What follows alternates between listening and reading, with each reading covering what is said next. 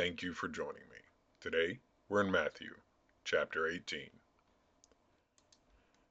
At that time, the disciples came to Jesus and asked, "Who then is the greatest in the kingdom of heaven?" He called a little child to him and placed the child among them. And he said, "Truly, I tell you, unless you change and become like little children, you will never enter the kingdom of heaven. Therefore, whoever takes the lowly position of this child is the greatest in the kingdom of heaven. And whoever welcomes one such child in my name welcomes me. If anyone causes one of these little ones, those who believe in me, to stumble, it would be better for them to have a large millstone hung around their neck and to be drowned in the depths of the sea. Woe to the world because of the things that cause people to stumble. Such things must come, but woe to the person through whom they come. If your hand or your foot cause you to stumble, cut it off and throw it away. It is better for you to enter life maimed or crippled than to have 2 hands or 2 feet and be thrown into eternal fire.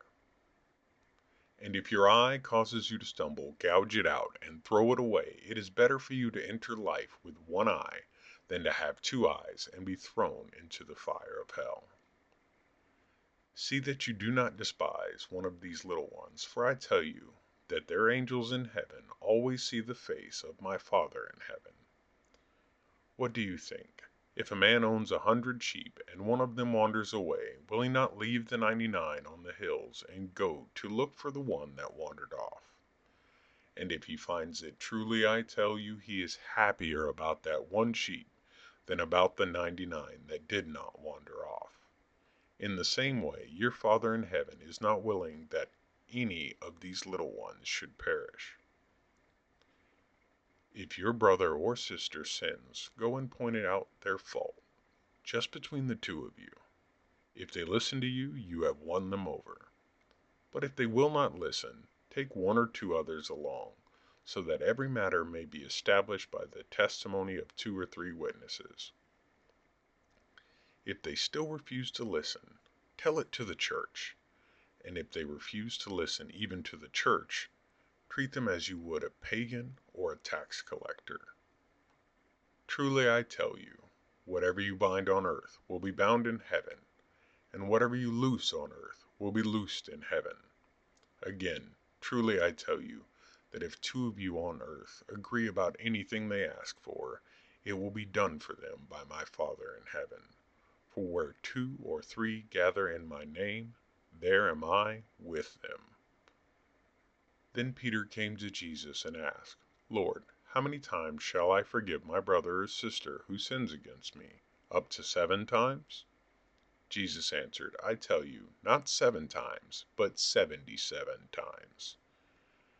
Therefore, the kingdom of heaven is like a king who wanted to settle accounts with his servants. As he began the settlement, a man who owed him 10,000 bags of gold was brought to him. Since he was not able to pay, the master ordered that he and his wife and his children and all that he had be sold to repay the debt. At this, the servant fell on his knees before him. Be patient with me, he begged, and I will pay back everything. The servant's master took pity on him, canceled the debt, and let him go.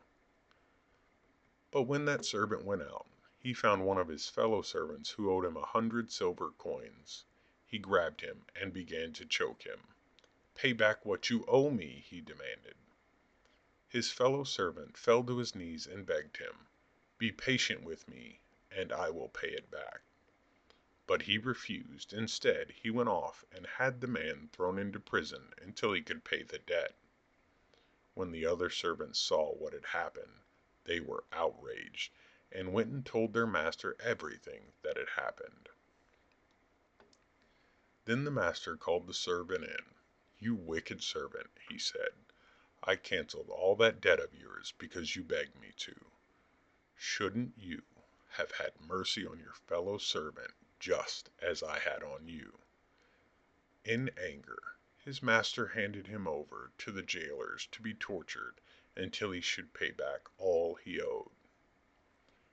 This is how my Heavenly Father will treat each of you unless you forgive your brother or sister from your heart.